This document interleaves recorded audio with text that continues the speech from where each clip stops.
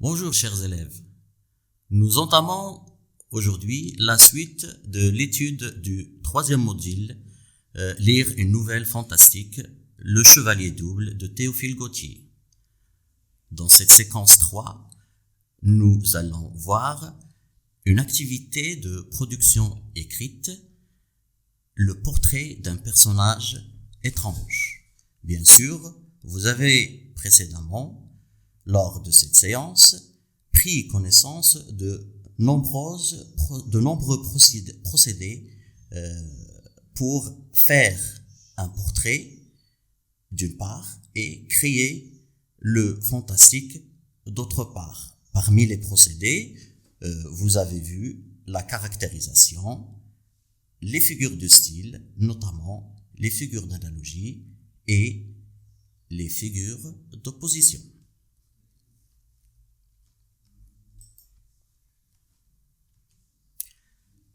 L'objectif de notre séance d'aujourd'hui, c'est rédiger le portrait étrange d'un personnage pour créer un effet fantastique. Passons maintenant à la présentation de notre sujet. En vous appuyant sur ce que vous avez étudié, imaginez le portrait étrange d'un personnage de votre choix, en le dotant d'un caractère fantastique. Passons maintenant aux mots-clés. Bien sûr, vous avez le sujet suivant en vous appuyant sur ce que vous avez étudié. Imaginez le portrait étrange, très bien, d'un personnage de votre choix, exactement, en le dotant d'un caractère fantastique. Donc, les trois éléments sont rédiger un portrait étrange, et puis imaginer le personnage que vous préférez, et enfin ajouter une touche de fantastique. Explication de la consigne. Quel est le type de texte à écrire? Qu'est-ce que je dois faire? Pourquoi le faire? Quels temps verbaux pour décrire?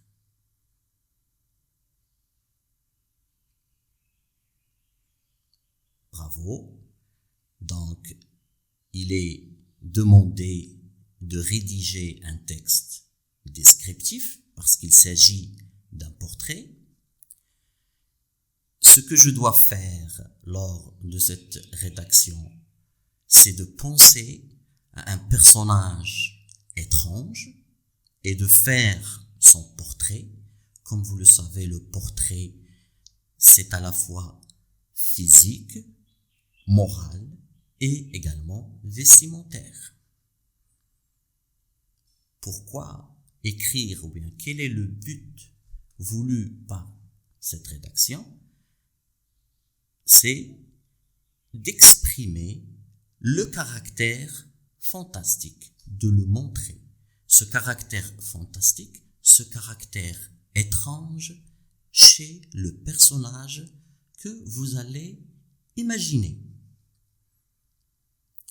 Bien sûr, pour décrire, il est préférable d'utiliser, comme vous le savez très bien, l'imparfait ou le présent de l'indicatif. Passons maintenant à notre phase préparatoire. Nous vous proposons ici des listes de vocabulaire que vous serez amenés de classer dans un tableau afin de produire votre propre banque de données qui vous permettrait par la suite de l'exploiter convenablement dans votre rédaction. Les listes que nous avons. Première liste. Pâle, allé, blafard, bronzé, coloré, éclatant, grise, sèche, rugueuse, plissée, moite, ridée. Deuxième liste, court, aplati, large, allongé, discret, crochu, pointu, en bec d'aigle. Liste numéro 3, rond, allongé, ovale, joufflu, carré, anguleux, émincé, osseux. Bien sûr, les listes qui représentent un vocabulaire qui doit s'apparenter normalement soit à la description physique, que ce soit du visage, du nez,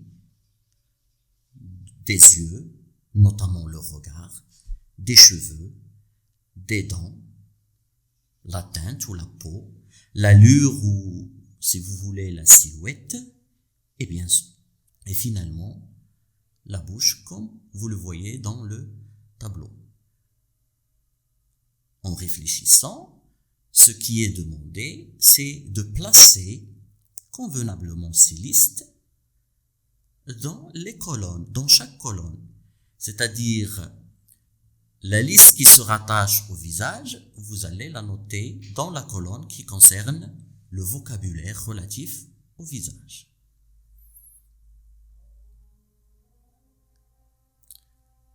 Très bien, nous allons avoir le résultat suivant. Pour décrire le visage, nous pourrons dire il a un visage rond. Son visage est allongé. Il avait le visage ovale. Le nez court, aplati, allongé. Comme vous le voyez en bas, nous vous proposons une liste de verbes pour vous aider à mieux décrire. Comme le verbe être, lorsque je dis il avait le nez très court, par exemple. Ou bien le verbe avoir, il a un regard perçant. Sa chevelure semblait très abondante. Ainsi de suite. Donc vous avez les verbes ressembler à, porter pour décrire un vêtement, il portait une veste rouge, un tricot noir, etc. Être vêtu, avoir l'air de. Donc là, vous avez à la fois des outils grammaticaux et également avec le lexique littéraire, avec votre imagination, vous pouvez utiliser des figures de style aussi, des compléments de nom pour caractériser votre description. Phase de rédaction. Alors, la question étant de proposer un cheminement logique pour ma description de portrait. Alors, nous avons opté pour un plan et comme vous le voyez ici sur l'écran, notre plan il est circulaire. C'est-à-dire pour signaler que je peux très bien commencer par la description de la silhouette, puis le visage, puis les yeux. Mais ce n'est pas la seule façon de faire. Je peux aussi bien commencer par le visage, ou bien commencer par un détail, puis passer à la voix et l'attitude, puis revenir à la silhouette. D'où le fait de mettre en place un plan circulaire, c'est-à-dire je suis libre de procéder, de commencer ma description selon l'imagination qui me vient à l'esprit.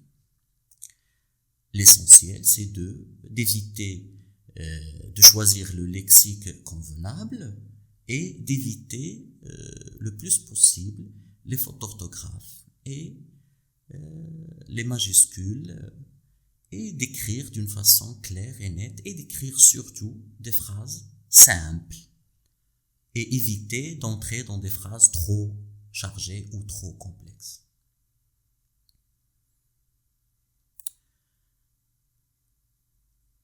Exemple de rédaction. Alors, nous vous proposons cet exemple. Vous voyez que nous avons mentionné en rouge et en couleur des procédés littéraires et des procédés linguistiques. Donc, je vais lire avec vous, bien évidemment. C'était un petit homme tout à fait chauve. Et là, l'idée de ces moyens de caractérisation et aussi de ces comparaisons, c'est d'accentuer le côté étrange par rapport à notre personnage. Donc, c'était un petit homme tout à fait chauve avec un crâne énorme. Donc là, avoir le crâne énorme et puis ne pas avoir de cheveux, il est chauve.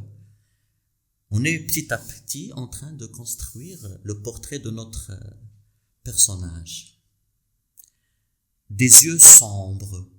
Alors, c'était un petit homme tout à fait chauve, avec un crâne énorme, des yeux sombres et enflammés, sous des sourcils broussailleux, une bouche en trou de serrure. Voilà, là, on a essayé de faire une petite image de la bouche, c'est-à-dire sa bouche elle est tellement petite qu'on dirait un trou de serrure, des joues pâles, le teint et une longue barbe d'un noir bleu.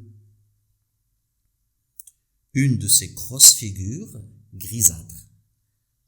Il avait la figure un peu grise qui ont l'air cramé, brûlé. Il ressemblait à une énorme aubergine cuite à l'eau. Donc ça, c'est une comparaison. Son visage ressemblait à une énorme aubergine cuite à l'eau. Il boitait. Donc là, on a un détail. On essaye d'ajouter un petit détail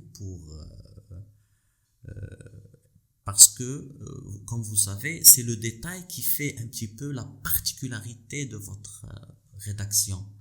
Donc, il boitait, c'est dans une canne de bois noueuse.